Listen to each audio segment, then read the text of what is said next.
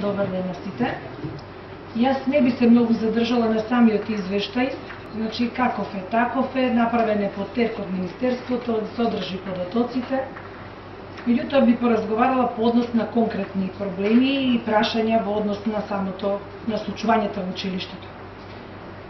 По однос на ново введениот предмет иновации, каде што нема учебник, значи се воведува нов предмет, а нема учебник, и она што се зборува помеѓу учениците, дека го предаваат класните и оделенските наставници, кои знаеме сите си имаат соодветна стручна подготовка, а тоа е спротивно со нормативот во каде што пишува дека мора да го предава наставник кој е дипломиран економист. Овде исто така се поставило прашањето што претходно советникот Борјанчо го постави, како би тоа било евентуално во иднина при екстерното оценување кога не постои учебник и кога тогаш професорите, односно наставниците, би секој на свој начин би дошло до разни податоци и до различен материјал, а однапред ќе биде подготвен, унифициран соодветен тест од страна на Министерството. Какви би биле тогаш резултатите од страна на учениците и како би биле оценувани тогаш наставниците за она што не се воопшто компетентни да го предаваат. Значи немаат ни соодветна стручна подготовка. По однос на друго прашање. Зошто учениците од 6 оделение учат по предметот информатика по учебник за 5 оделение?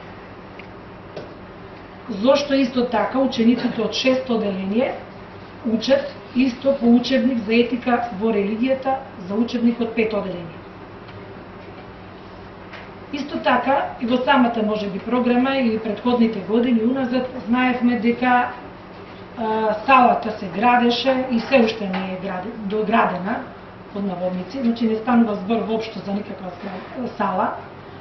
Меѓутоа, она што реагираат и самите наставници, компетентни кога го предават овој предмет, салата е премала, меѓутоа инвентарот е толку истрошен, што тие реагираат во правец на тоа дека самите, например, душеци се толку испокинати и прлави, да е возможно и некакви инфекции меѓу учениците.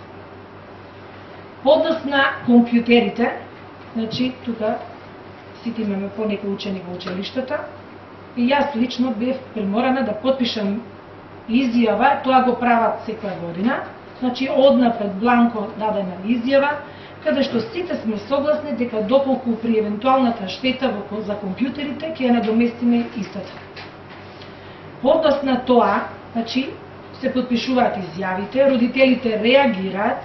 Значи, кога веќе потпишуваме такви изјави, должни сме како родители да бидеме запознаени со исправноста на компјутерите, значи на опремата. Ние не знаејќи воопшто во каква состојба сме, во каква состојба се самите компјутери, родителите често пати тоа го прават бланко. Затоа, еве, во интерес на учениците да не се расправат. Меѓутоа, она што на терен се соочуваме, значи вака велат учениците. Од 7 компјутери во една редица, 5 се покварени, неисправни.